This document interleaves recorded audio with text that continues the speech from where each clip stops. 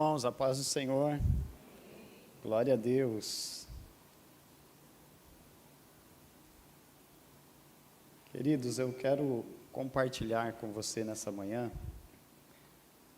um texto que está no Evangelho de Lucas, no capítulo de número 7. Evangelho de Lucas, capítulo de número 7. E o tema é esse que nós temos aí: Jesus vai mudar a sua história. Olha, tem alguém que já recebeu aí no seu espírito, hein? Jesus quer mudar a sua história. Esta é a palavra para a nossa vida aqui hoje. Receba, abra tua mente, abra teu coração e deixa essa palavra tocar e falar com você nesse dia. Lucas, capítulo de número 7, vamos ler a partir do versículo 11 até o 17, que diz assim a palavra de Deus. Logo depois, Jesus foi a uma cidade chamada Naim, e com ele iam os seus discípulos e uma grande multidão. Ao se aproximar da porta da cidade, estava saindo o enterro do filho único de uma viúva, e uma grande multidão da cidade estava com ela.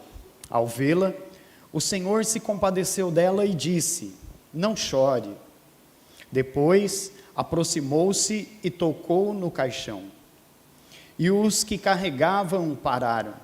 Jesus disse: jovem, eu lhe digo, levante-se. Ele se levantou, sentou-se e começou a conversar. E Jesus o entregou à sua mãe. Todos ficaram cheios de temor e louvavam a Deus. Um grande profeta se levantou entre nós, diziam eles. Deus interveio em favor do teu povo. E esta notícia sobre Jesus espalharam-se por toda a Judéia e regiões circunvizinhas. Amém? Vamos orar? Feche os teus olhos. Você que nos acompanha pelo caminho aí do YouTube, você que vai ouvir essa mensagem, que está ouvindo, feche os seus olhos, se assim você pode, e ore conosco aqui em nome de Jesus. Senhor, nós te louvamos pelo privilégio de termos aqui essas portas abertas, pelo privilégio de podermos assentar e ouvir a tua palavra. Que o Senhor, ó Deus, venha verdadeiramente mudar histórias, mudar mentalidades, mudar comportamentos. Que o Senhor venha, Senhor, nesta manhã de encontro, a cada um, ó Pai, que está sendo ouvinte desta palavra, aonde, Senhor, a minha voz estiver chegando, eu peço que chegue também o peso da Tua glória, a unção da Tua palavra, o poder que há no Teu nome. Senhor, nós vamos aqui liberar, ó Deus, e eu sei que coisas tremendas o Senhor vai fazer, porque esta é a Tua palavra, e a Tua palavra nunca volta vazia, ela tem um fim, e ela cumpre aquilo para o qual ela foi determinada, e o Senhor determinou hoje aqui esse tema, que vai mudar histórias, que vai transformar vidas, e eu creio assim. Para isso eu quero te pedir que haja a cobertura do sangue de Jesus sobre as nossas vidas, que o Senhor cubra, Senhor, as nossas vidas com o sangue de Jesus, a nossa casa, os nossos bens, Senhor, tudo que nós possuímos, nós colocamos agora debaixo da cobertura do sangue de Jesus, tudo que se relaciona conosco, Senhor, em nome de Jesus, tudo aquilo que se levantou também para atrapalhar, para roubar ou impedir a Tua palavra, nós repreendemos agora em nome de Jesus. Senhor, que todo espírito de morte, que todo espírito, Senhor, de uma mentalidade de morte agora seja repreendido em nome de Jesus, e que a palavra de vida, de poder, graça, unção, seja estabelecida no nosso meio, em nome de Jesus, em nome de Jesus. Você pode dizer amém?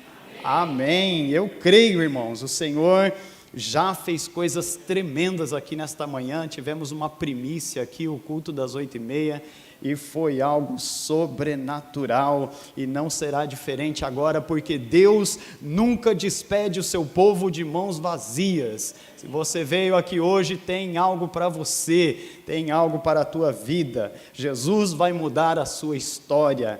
Queridos, nós lemos aqui o texto, e esse texto ele fala a respeito de um momento da vida de Jesus, um momento de auge, um momento de maior ascensão. O ministério de Jesus, que foi realizado aqui na terra de aproximadamente 3 anos e meio, entre 3 anos e 3 anos e meio, Jesus esteve, o ministério dele teve 3 etapas, 3 fases. O primeiro momento era aquele momento de inauguração, de apresentação, onde Jesus começou a aparecer. E então ele toma uma grande proporção e chega a uma ascensão que foi o momento auge, o momento de top, o momento em que todos falavam e as multidões caminhavam com Jesus, e em todos os lugares se ouviam falar sobre Jesus. E é exatamente este momento aqui do texto que nós lemos. E teve um terceiro momento, que foi o momento de perseguição, que vai culminar lá na cruz e morte de Jesus. Aqui diz o texto que Jesus foi para uma cidade chamada Naim. Ele estava em Cafarnaum, onde ele havia acabado de curar o servo de um centurião, sem precisar ir lá. Ele somente liberou uma palavra e o servo foi curado. Foi aquele homem que tinha uma fé extraordinária, que chamou a atenção de Jesus.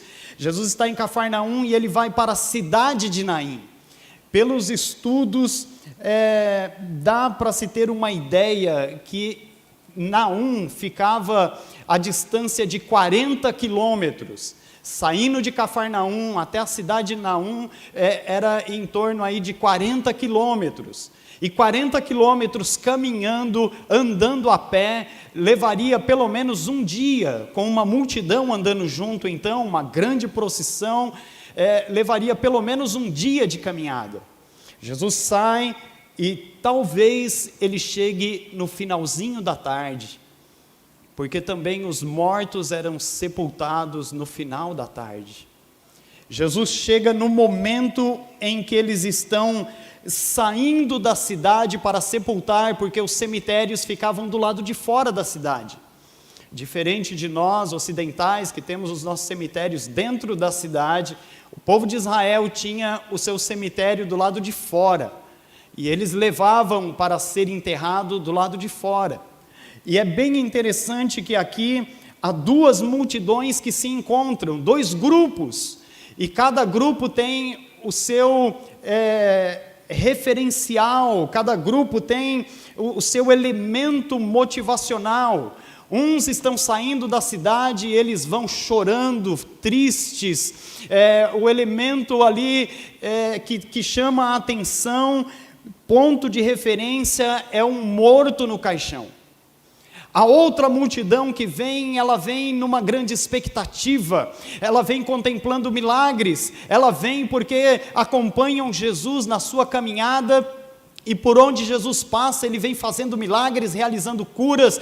É uma multidão que está alegre, festiva, contente. E essas 2 multidões se encontram exatamente na porta da cidade. Queridos, esse encontro da porta da cidade é algo que nós temos que prestar atenção. Porque a porta da cidade, esse versículo 12, que diz que ao se aproximar da porta da cidade, encontrou com essa procissão que saía, esse cortejo fúnebre que saía, é exatamente na porta da cidade. O que isso nos ensina? Irmãos, a porta da cidade, naquela época, era o lugar onde se havia grande movimentação. Os juízes ficavam na porta da cidade julgando causas. Era na porta da cidade que havia um grande movimento de comércios, grandes comerciantes estavam na porta da cidade. É ali onde os anciãos estavam para julgar com sabedoria pela sua experiência de vida, estavam ali todos reunidos na porta da cidade. E Jesus se apresenta exatamente na porta da cidade, como juiz, como autoridade maior, ele se apresenta na porta da cidade. Não é à toa que Jesus disse para Pedro: tu és Pedro, e sobre esta pedra edificarei a minha igreja, e as portas do inferno não prevalecerão contra você, igreja do Senhor. Queridos, o que ele está dizendo é muito maior do que uma igreja, porque quando falamos esse versículo de Mateus 16, 18, a gente acha assim, que as portas do inferno estão lá, e a igreja vai marchando aqui vitoriosa, e vai chegar lá, e vai chutar a porta do inferno, porque as portas do inferno não podem prevalecer contra esta igreja. Não, não, não. Não é isso que Jesus está dizendo. O que Jesus está dizendo é que toda a trama feita lá nas portas do inferno, o que Jesus está dizendo é que todo projeto maligno feito no inferno, o que Jesus está dizendo é que todos os generais, todos os grandes do inferno, quando se reunirem ali contra a tua vida, não prevalecerá, porque você é a igreja de Jesus Cristo. O milagre é muito maior, a palavra é muito mais poderosa do que uma igreja que marcha em direção ao inferno. É o que o inferno está fazendo, não vai prevalecer contra a vida da igreja. E é exatamente na porta da cidade, perante juízes, grandes comerciantes e autoridades, que Jesus realiza este grande milagre. E eu gostaria de pensar com você, que leu comigo, que tem a sua Bíblia aí aberta, em Lucas, capítulo de número 7, do 11 ao 17, eu quero pensar com você um pouco sobre alguns princípios, algumas lições que nós podemos aprender, porque Jesus deseja mudar a nossa história. E a primeira lição que eu vejo aqui é que Jesus olhou para aquela viúva. Queridos, há uma multidão vindo, todos estão ali, muitos estão chorando, mas Jesus consegue enxergar a vida daquela mulher. Nós estamos aqui hoje numa multidão, eu posso dizer, mas Jesus consegue enxergar você aqui. Há uma multidão que acessa, há uma multidão que ouve, há uma multidão que assiste, mas Jesus está enxergando você no meio dessa multidão. E o olhar de Jesus é um olhar de compaixão. Ele consegue enxergar a mulher no meio da multidão e ver o quanto ela está aflita, o quanto ela está desesperada, e ele sente compaixão para com a vida dela. Queridos, isso é tão maravilhoso, porque ensina para você, ensina para mim, que Ele se importa com a tragédia da vida daquela mulher, como Ele se importa com a tragédia da tua vida. Jesus, Ele não é indiferente às nossas dores. Jesus, ele não é como os demais, que não está nem aí para o que você está atravessando. Ele se importa com a sua dor. Jesus foi e é uma pessoa amorosa, sensível, que se preocupa com o próximo, que se preocupa com o outro. O olhar de misericórdia e de compaixão de Jesus. Irmãos, como nós carecemos e como precisamos hoje retomar como igreja do Senhor esse olhar de misericórdia do Senhor. Eu tenho visto o quanto nós ficamos indiferentes. Eu tenho visto como igreja do Senhor, como a igreja tem ficado indiferente. Quando falo igreja, não estou falando só da nossa comunidade aqui, eu digo de uma forma geral, como a igreja está indiferente à situação daqueles que são miseráveis, daqueles que estão jogados pelas ruas, daqueles que estão desamparados. Irmãos, eu já tive o desprazer de ouvir irmão dizer assim: esse daí está tendo o que merecia.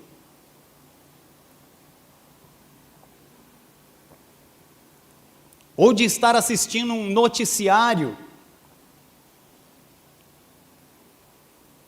e aquela notícia ali na TV dizer assim: olha, bandido perigoso troca tiro e morre na troca de tiro com a polícia, e o irmão sentado do lado dizer assim: bem feito, tinha que morrer mesmo. Queridos, aonde está o olhar de misericórdia? Será que nos endurecemos tanto que não somos capazes de enxergar a dor do nosso irmão? Será que nos endurecemos tanto que falamos cada um na sua, cada um no seu quadrado, cada um que se vire? Queridos, o olhar de misericórdia de Jesus, ele se espalha por todos os evangelhos. Você sempre que Jesus se encontrava com um desfavorecido, sempre que Jesus se encontrava com alguém em uma posição que precisava, carecia da graça de Deus, ele encontrava em Jesus esse favor. E a igreja de Jesus Cristo não poderia ser diferente. A igreja, quando estabelecida em Atos dos Apóstolos, é uma igreja que vem com este olhar de misericórdia sobre a sociedade, ajudando ao próximo, compartilhando, abençoando, resgatando, estendendo a mão para o ferido. Tenho a impressão que nós perdemos aquela palavra do Senhor, quando Ele diz assim: se você tem 2 blusas e seu irmão está precisando, passando frio, tira uma e dá uma para ele. Se seu irmão está passando fome, ajuda ele a comer. Eu tenho a impressão de que como igreja, nós perdemos a ação, nós perdemos o olhar de compaixão, e muitos de nós começam a dizer: bem feito, está tendo o que merecia, está colhendo o que plantou. Esta é a fala do juiz, não é a fala da misericórdia e da graça de Deus. Queridos, o Evangelho de Mateus diz que Jesus, ao ouvir a notícia sobre a morte de João Batista, ele procurou um lugar solitário, ele queria ficar sozinho. Então ele entra no barco e ele faz uma viagem para procurar um lugar deserto, um lugar ermo, um lugar que não houvesse vilarejo, não tivesse casa e não tivesse ninguém. As multidões, ao observarem Jesus entrar no barco, ficam olhando à margem na terra, dizendo: lá está o barco de Jesus, e eles vão andando, caminhando junto à margem do rio, e quando o barco de Jesus encosta, que Jesus desce, tem uma grande multidão. Veja, ele procurava um lugar deserto, mas quando ele desembarca, tem uma grande multidão. Jesus poderia dizer: pessoal, vão para casa, eu estou procurando um lugar deserto, eu não vim, hoje a minha agenda é outra.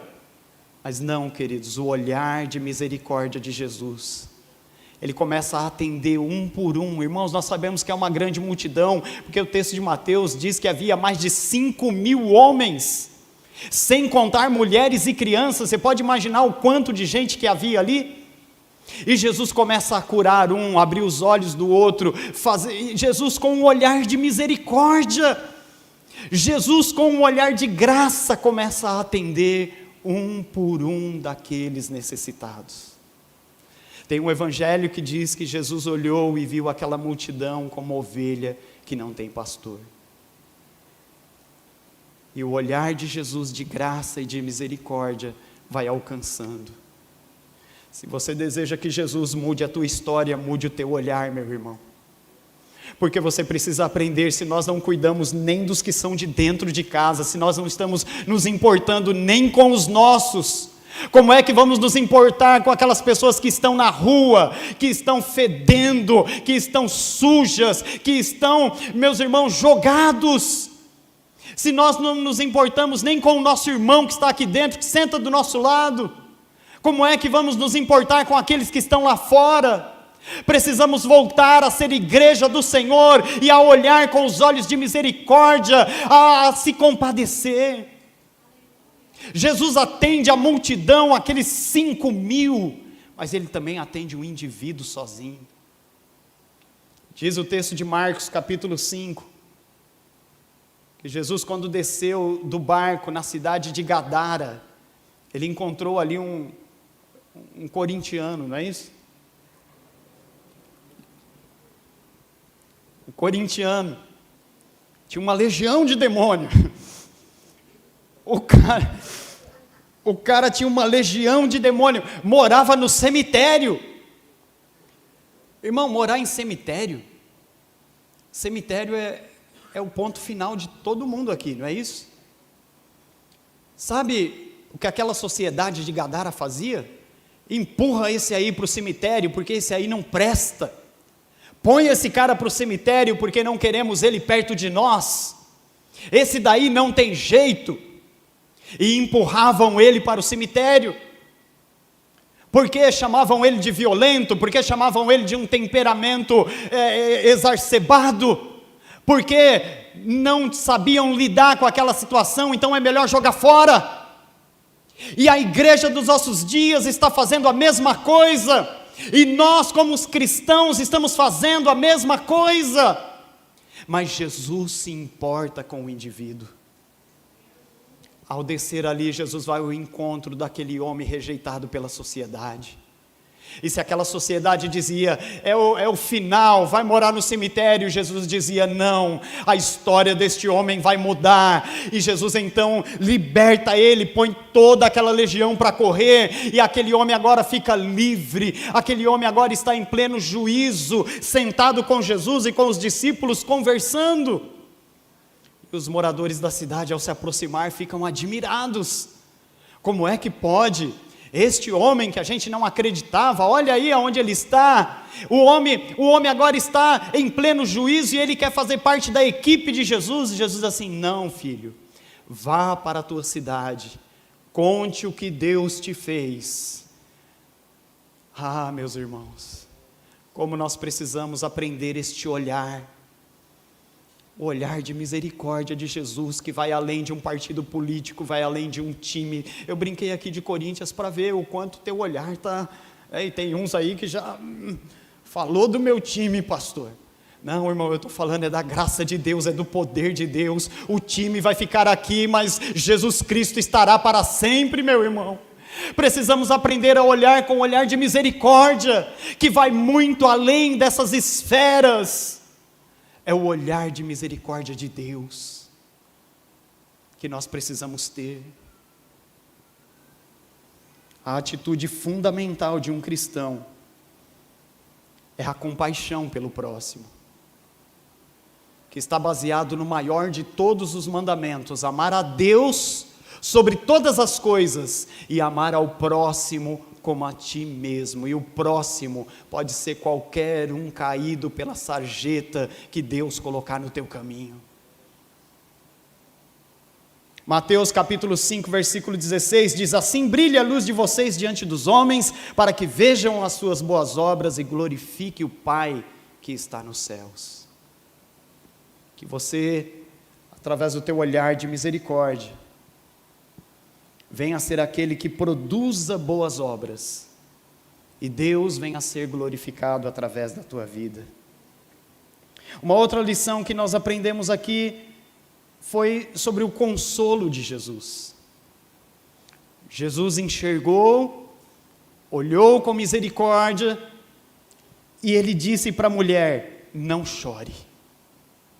Veja, quando nós nos encontramos com Jesus, não é o fim, ainda há esperança para a nossa vida. Eu não sei qual é a situação que você está atravessando, mas eu quero dizer para você, não é o fim, há esperança para a tua vida. Ali estava um rapaz morto, colocado sobre um caixão, deitado, todo enrolado em faixas, com as mãos já duras. Meus irmãos, o morto, quando está morto, ele fica duro, os nervos já ficam todos travados. Ali estava já morto, mas mesmo assim havia esperança, porque diante de Jesus, quando nos encontramos com Jesus, alguma coisa pode acontecer. E se você veio aqui hoje encontrar-se com Jesus, alguma coisa pode acontecer na tua vida.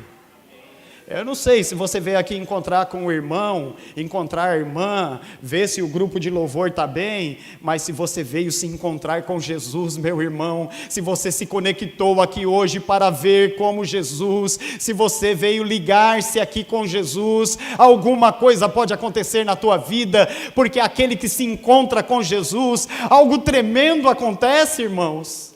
O encontro com Jesus sempre traz algo poderoso.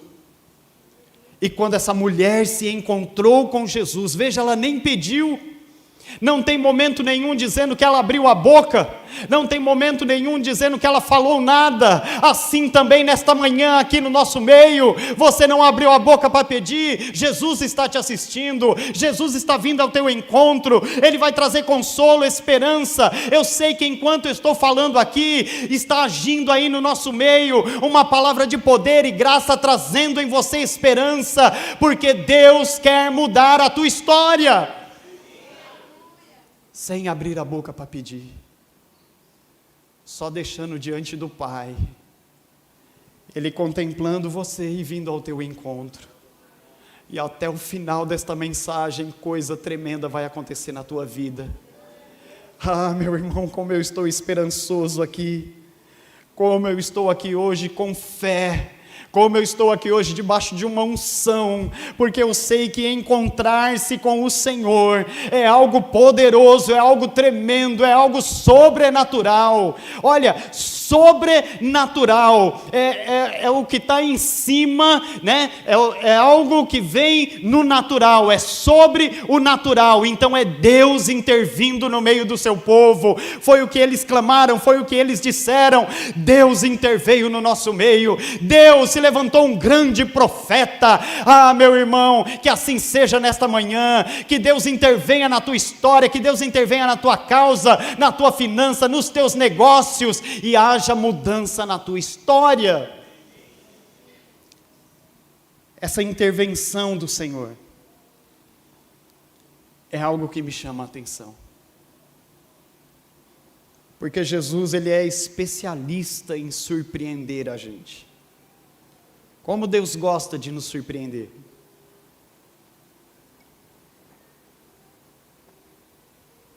E é sempre assim, quase sempre assim. Momento final, prorrogação do segundo tempo, parece que vai perder. A mulher já está indo, e ela já havia passado por aquela humilhação uma vez, porque ela é viúva, já havia enterrado seu marido. E agora ela está passando ali de novo, mais uma vez. E Jesus vem e intervém naquela causa. Como Jesus é maravilhoso, especialista em nos surpreender. Aquela multidão que estava com fome, que eu estava dizendo, que Jesus curou, os discípulos se aproximam e dizem: manda a multidão embora, porque é tarde, eles precisam comer. E Jesus então surpreende eles assim: deem vocês algo para eles comerem. Como Jesus gosta de nos surpreender.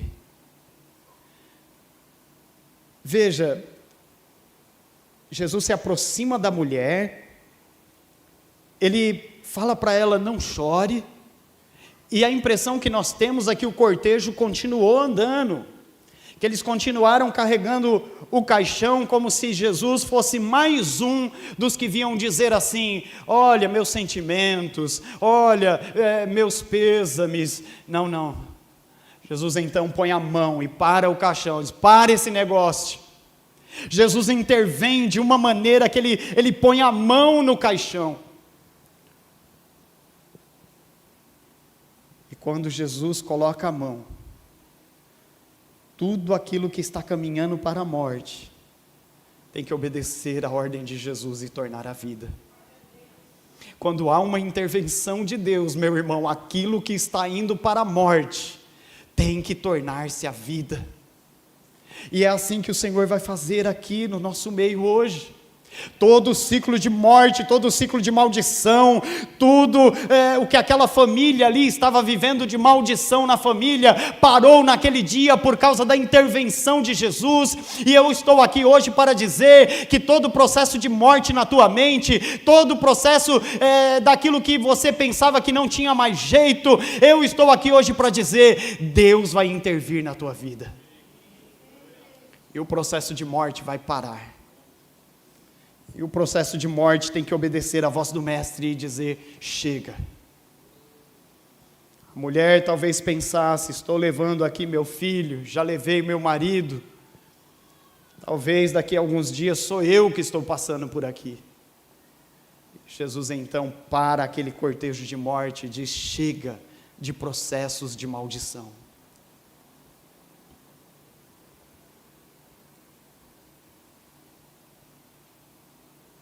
E neste momento, Jesus então restitui aquele jovem. Restitui o jovem para sua mãe. Tremendo, irmão, você consegue imaginar o momento? Duas multidões que vêm, se encontram, juízes e magistrados e o comércio. Estamos falando de uma porta de cidade, movimento acontecendo, curiosos olhando, gente olhando. Jesus diz para a mulher: não chore. Ele põe a mão sobre o caixão, manda parar o cortejo, e aí ele dá uma voz de comando para o morto. O espírito da morte que estava pairando sobre aquele defunto tem que abandonar, tem que sair. Todo o processo que estava naquele organismo começando a entrar em podridão, tem que regredir. O espírito daquele jovem volta novamente a ele, ele se senta, ele começa a falar, ele começa a dizer, e Jesus toma ele pela mão e entrega ele para a mãe.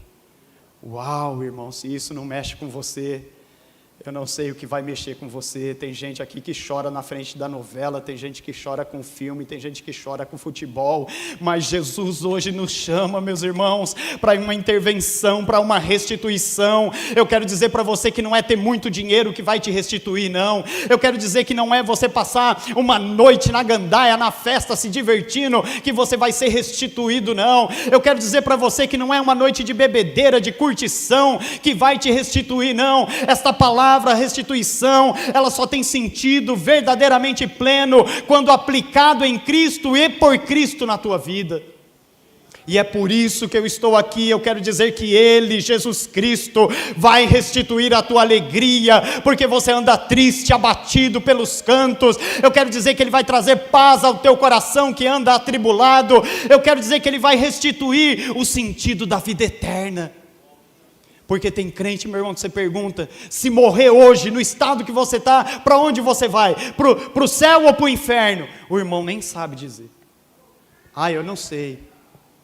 Tem gente que acorda amanhã com o pé no céu, mas termina o dia já com o bilhete da tristeza indo para o inferno. Tem gente que não sabe se é salvo ou se não é. Tem gente que não tem certeza da salvação.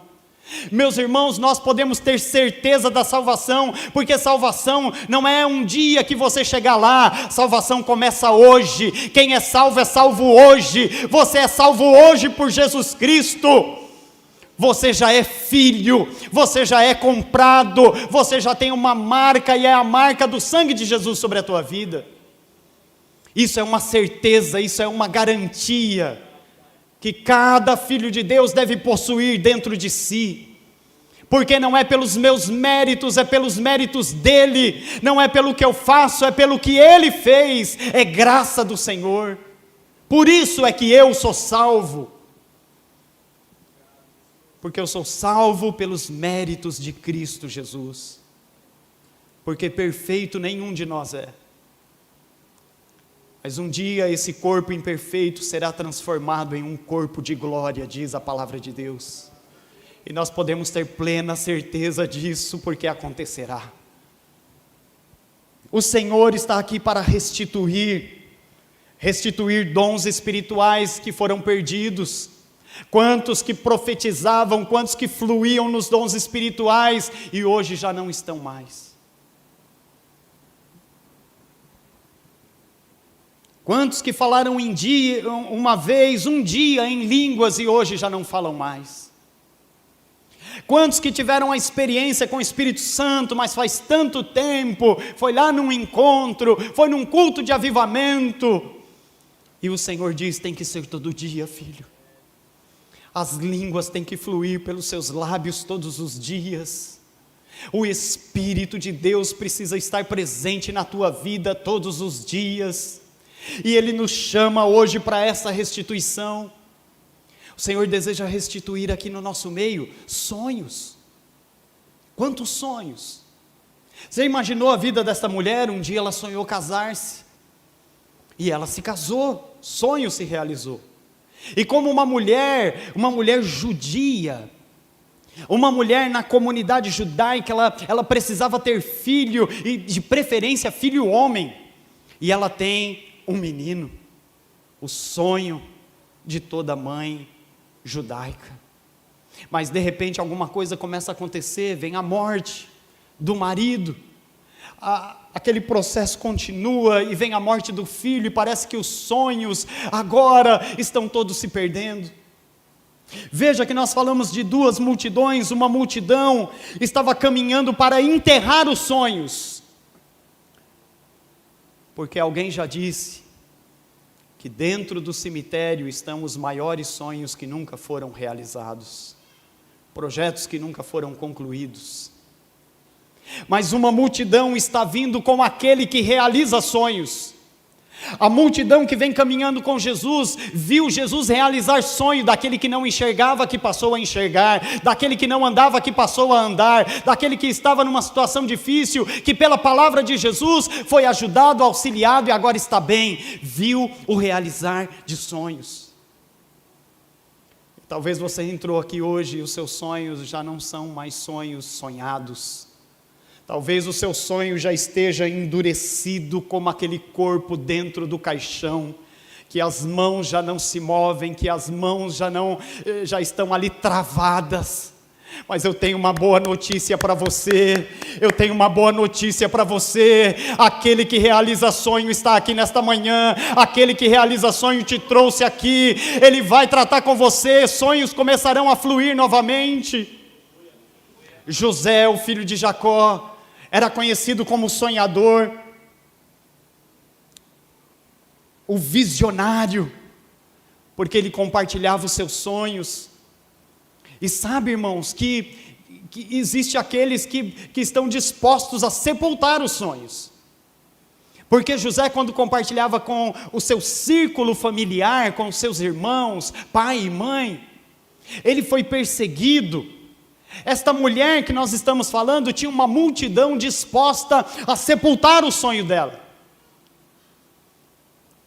E José tinha os seus irmãos que lançaram ele numa cova e disseram: vamos ver no que dá esse sonhador, e venderam ele para os medianitas.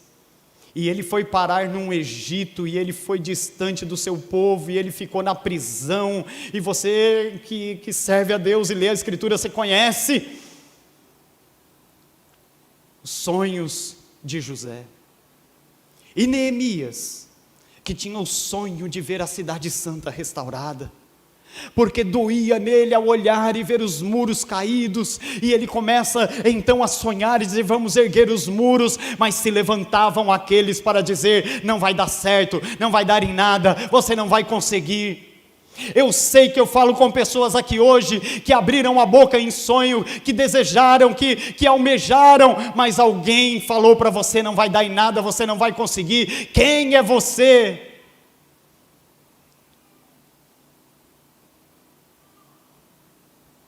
Meu irmão, você pode não ser nada, mas Ele é tudo. Você pode não conseguir, porque talvez o sonho esteja tão além do seu alcance, mas esse Jesus, Ele é poderoso para mudar a situação.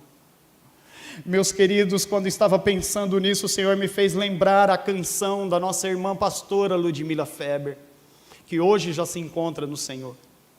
E um trecho da canção dela diz assim: se tentaram matar os teus sonhos, sufocando o teu coração, se lançaram você numa cova e ferido perdeu a visão, não desista, não pare de crer, os sonhos de Deus jamais vão morrer. Não desista, não pare de lutar, não pare de adorar. Levanta os teus olhos e vê, Deus está restaurando os teus sonhos, Deus está restaurando a tua visão. Meu irmão, não é o fim para você. Ele deseja hoje colocar uma chama que queima dentro de você, porque Ele está disposto a restaurar os sonhos. Na sexta-feira eu estava aqui na oração, pastor Luiz Cláudio deu os avisos aqui e falou: toda sexta a igreja está aqui reunindo para orar. Toda sexta tem uma multidão que se reúne aqui para clamar a Deus, buscar a Deus. 1 hora pelo menos. Na próxima será a vigília, vamos ter 1 hora a mais. Eu estava aqui na sexta-feira, e estava lá no fundo, e uma irmã começou a dançar aqui no meio. E ela começou a dançar, começou a bailar, fazendo gestos com as mãos. E o Senhor falou comigo naquela hora. O Senhor disse assim: olha, a minha filha está dançando, eu estou tomando ela pela mão. E este é um sonho que eu tenho para este ministério, o Senhor me falou. Porque Deus tem sonho também. Porque Deus também projeta sonhos para esta casa. E ela começava a bailar e dançar, e o Senhor falava assim: olha, eu tomo ela pela mão e eu danço com ela. Sou eu que estou levando ela a fazer estes gestos. Irmãos, uma coisa linda. E Ele falava assim para mim: por onde ela está dançando, o meu perfume vai se espalhando e pessoas vão sendo tocadas. Eu chamei aquela irmã no final do culto e entreguei para ela essa palavra. E ela ficou assim tomada da presença de Deus e dizendo: pastor, eu sonho tanto com isso, de ter novamente esse ministério acontecendo. E mais uma vez o Espírito Santo me impulsionou e eu disse para ela: irmã, ainda que não te chame para dançar aqui em cima, dança aí na presença do Senhor, porque você é livre para adorar, para dançar, porque é Ele que te toma pela mão e faz o sonho acontecer. Meu irmão, quem pode parar quando Deus chama? Deus tem sonho, e aí o Espírito Santo começou a trazer no meu coração sonhos que Ele tem para este ministério, para esta casa. O Senhor falou para mim assim: olha, o ministério de adoração é um ministério que vai acontecer uma adoração sobrenatural, vai acontecer uma adoração extravagante, vidas serão tocadas e curadas durante a adoração. Este é um sonho que Deus tem para este ministério. Quando os músicos estiverem aqui tocando, quando os vocalistas estiverem aqui cantando, uma unção vai começar a fluir, uma unção começará a ser derramada daqui, a igreja e todos que estiverem vão começar a sentir este poder. Da mesma forma o Senhor falava para mim, como Davi quando dedilhava a sua harpa e tocava a sua harpa, e aquele espírito maligno que estava sobre a vida de Saul, não resistia, não aguentava e saía, batia em retirada, porque havia um poder e uma unção fluindo. Este é o sonho de Deus para a adoração desta casa, que milagres aconteçam enquanto nós estivermos adorando. Nós entramos aqui para adorar, irmão, não é para olhar se o irmão tocou bem, cantou bem, se é a mesma equipe, a outra equipe.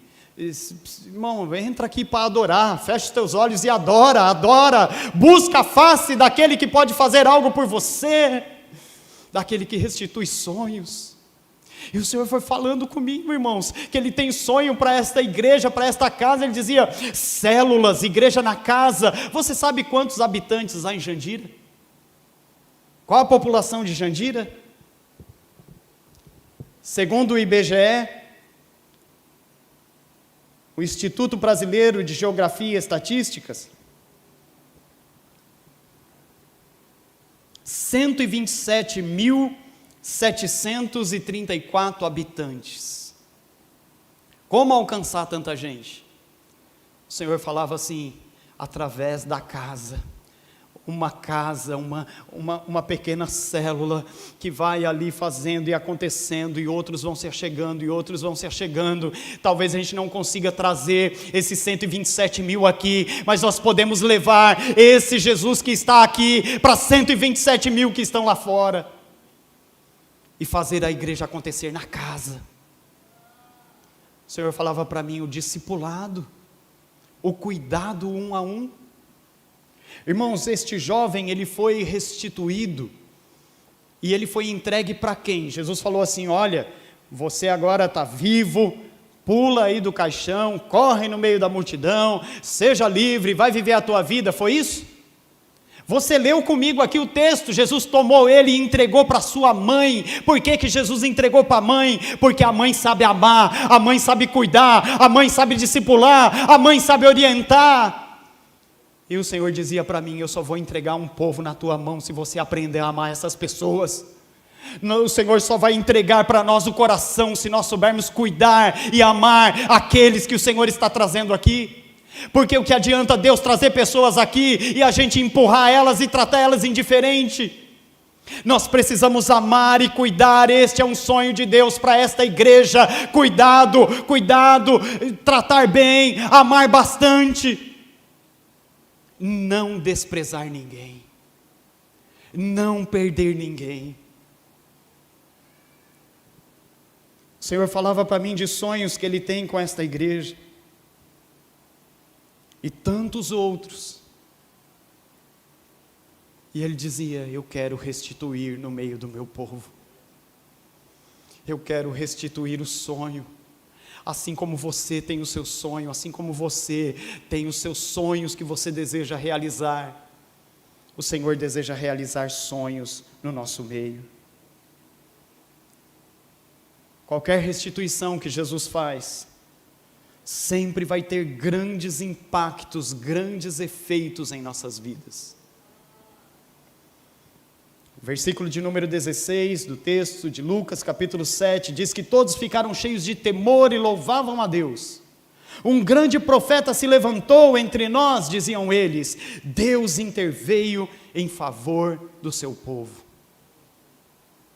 Um grande impacto acontece quando a tua vida é tocada por Deus. E a tua vida tem que levar o nome de Deus a ser glorificado. O Senhor me dizia que nós aqui hoje vamos receber e sermos portadores de uma palavra de vida e não de morte, uma palavra de esperança, de consolo, e você terá a oportunidade de espalhar essa palavra por onde você andar. Por onde você caminhar, as pessoas, elas vão olharem para você, e elas devem ver em você uma esperança renovada, porque Deus está na tua vida. Meu irmão, quando aquela multidão vinha saindo sobre o medo, sobre a morte, não havia temor, estavam todo mundo chorando, mas quando Deus interveio, veio uma glória de Deus, mudou a fala dos lábios daquelas pessoas, o poder de Deus recaiu sobre eles, aqueles que choravam já não tinham nem motivo para chorar, os olhos se secaram, todos que estavam ali foram tomados de um santo temor. Assim também, se Deus lhe tocar neste dia, nesta manhã, neste momento, aqueles que estão ao seu redor vão dizer assim: algo aconteceu diferente na tua vida. O que é isso? Eu estou vendo em você algo diferente. E você vai poder declarar: é o poder de Deus, é o Espírito Santo, é o Espírito de vida, é Deus habitando neste vaso de barro. O milagre de Deus, quando acontece, meu irmão, você não fica contabilizando derrotas. Você não vai ficar aqui contabilizando derrota. Olha, aqui não vai dar, ali vai dar, tem que puxar aqui, economiza ali. Não, meu irmão. Você vai contabilizar vitórias, vai contabilizar conquistas. porque Deus interveio no meio do seu povo. Sabe, irmãos, alguém falou comigo no feriado que teve aí, na quinta-feira,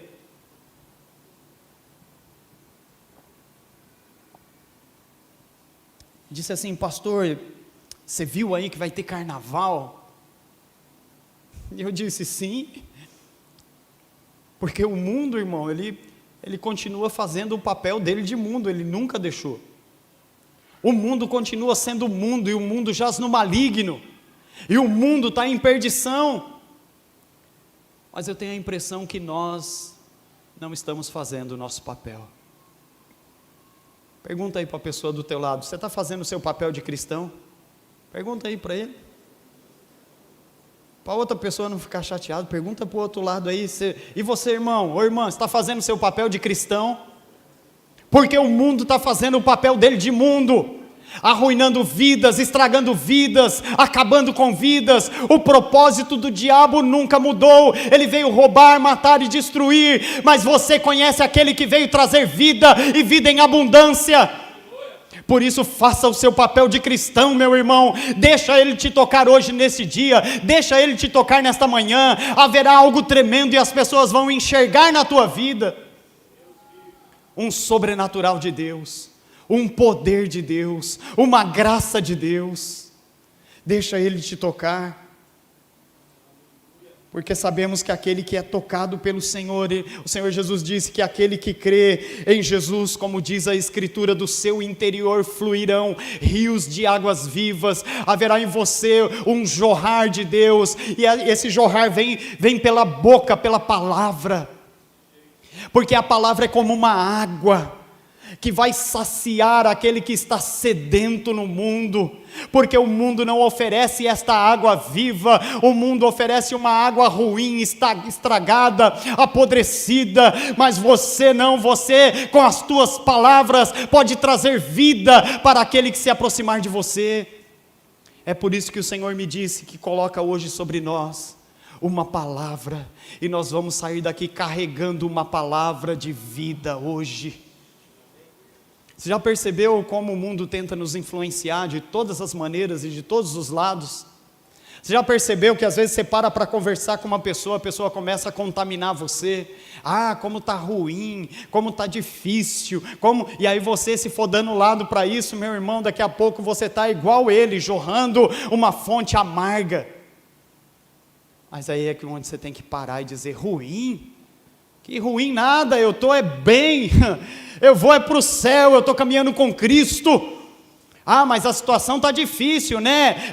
Está difícil sim, mas Jesus está no meu barco, Jesus está comigo, e ainda que esteja difícil, Ele me sustenta com a sua mão, aleluia.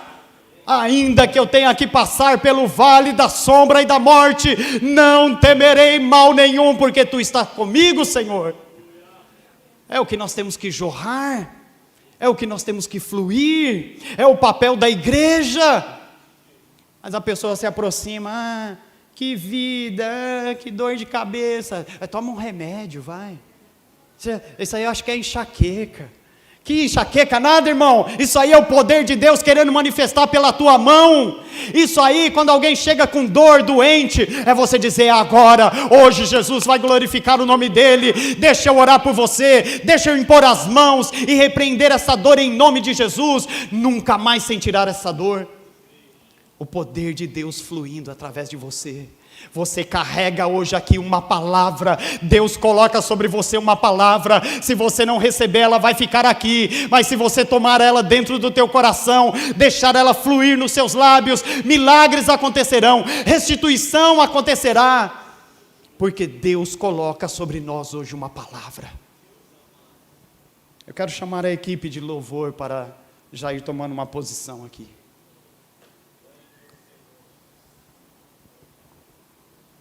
Porque eu só tenho mais uma coisinha para dizer para você.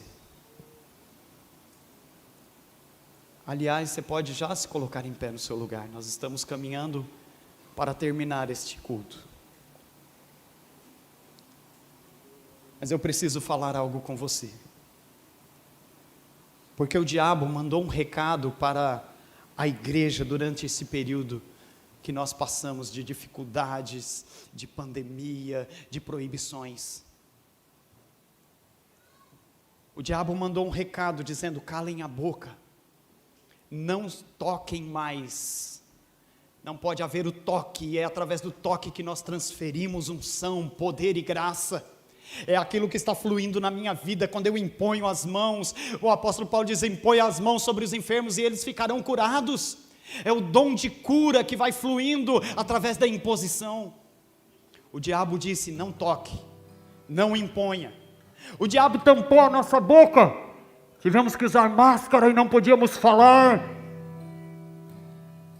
Mas o Senhor falou comigo que é um tempo de restituição. E tudo aquilo que ficou perdido, parado durante estes anos, haverá uma restituição, uma aceleração. E bênçãos começarão a fluir, porque nós estamos num tempo de aceleração das bênçãos de Deus. Estamos vivendo um momento onde Deus quer restituir aquilo que foi perdido, parado, abandonado. E se você está aqui hoje e deseja, abre teu coração para isso. Porque o Senhor deseja usar a tua vida, não é a vida de um pastor, não é a vida de um ministro de louvor, não é uma equipe de louvor, é usar a tua vida como um louvor para a glória do nome dEle. Há um tempo de aceleração e vai começar a ser derramados bênçãos no nosso meio. Vidas que começarão a chegar e o Senhor começará a entregar vidas na tua mão.